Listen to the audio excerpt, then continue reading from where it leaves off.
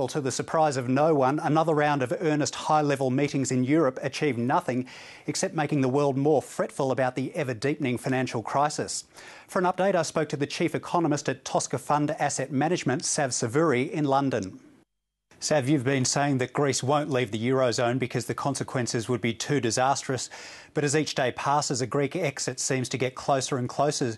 So do you still hold the view that Greece won't leave the eurozone? I've been monitoring the opinion polls and I can't pretend not to be disconcerted. I'm not quite sure what game the Greeks are playing, what the outcome will be. What I do know is that the consequences for them in this game of brinksmanship is high as they've ever been. I don't think that at any time in peacetime has Greece faced the potential catastrophe that it faces in being sort of unceremoniously exited from the eurozone. I'm only hoping that what is being said in opinion polls doesn't match the voting intentions when election day comes in 3 weeks.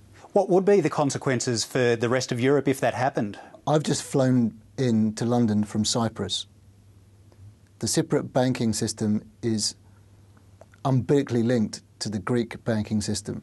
So we're talking here not of one country leaving immediately, but two eurozone economies, because there's no way that Cyprus could withstand a Greek euro exit. And what you then have is a domino effect. Cyprus is immediately implicated, and then a chain of events which will drag in Ireland, Portugal, Spain.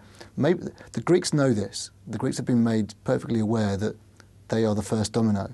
And they seem to think that gives them some protection, because their view, or what I've heard from Greeks, is that there's no way that other European nations will tip over their domino, knowing that it will send off a chain reaction. That's a very dangerous game to play, because the Germans are very steadfast. They're unwilling to blink. The stakes have never been higher. Actually, is there any other game the Greeks can play at this stage? The game that they should be playing is compliance. They should be offering to conform to the programme that they signed up for.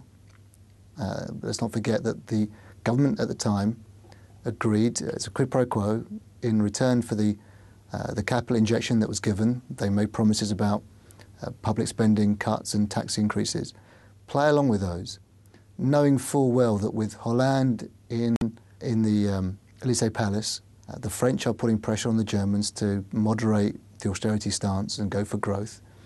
The Germans will thaw with time, but the Greeks have to really play along with that timing issue. Well, Sav, you've raised some eyebrows here in Australia with your view that the Australian dollar will get to $1.70 against the greenback. Why do you hold that view? There are two things going on at the moment. If things weren't complicated enough in Europe, there's talk in Asia of a Chinese hard landing. Now, if China were to hard land, you really couldn't have a positive view on the Aussie dollar. If you want to use the metaphor of it landing, then I'd go as far as saying that it's simply landing to refuel. China has huge capacity to grow, and it has the appetite to grow, it has the fiscal and the monetary ammunition to grow. And because it will continue to grow, there are a few economies globally that are better placed to exploit Chinese long-term growth than Australia. We're in a world where currencies, wherever you look, appear to be debased. Nobody wants to own the euro, but then again, nobody is terribly keen on the dollar.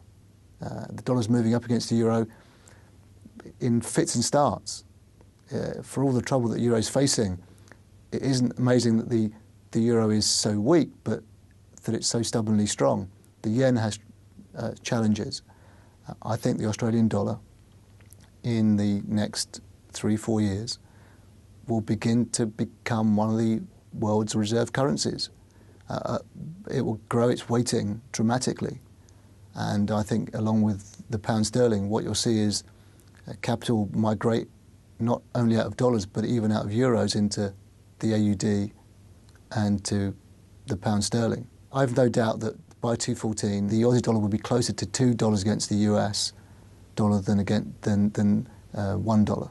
So it will be heading towards the 1.7 that I'm convinced will be the the fair value. Well, would you say that at the point that the Australian dollar gets to, say, $1.50 or $1.70 or even $2 against the US dollar, that at that point the US currency won't matter? It's really the Australian dollar versus the renminbi that matters. Yes, that's a very good point. Let's put it into context.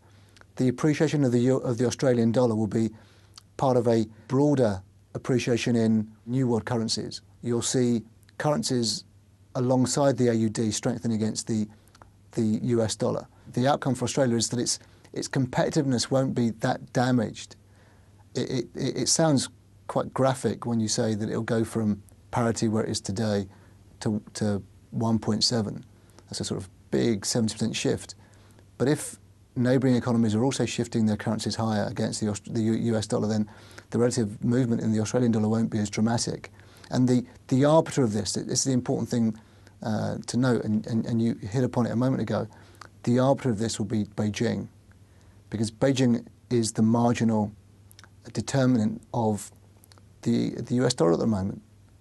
It's a huge saver of US dollars. It's a huge funder of treasuries, and that can't continue. It's been great talking to you, Sav Savouri. Thank you for your time.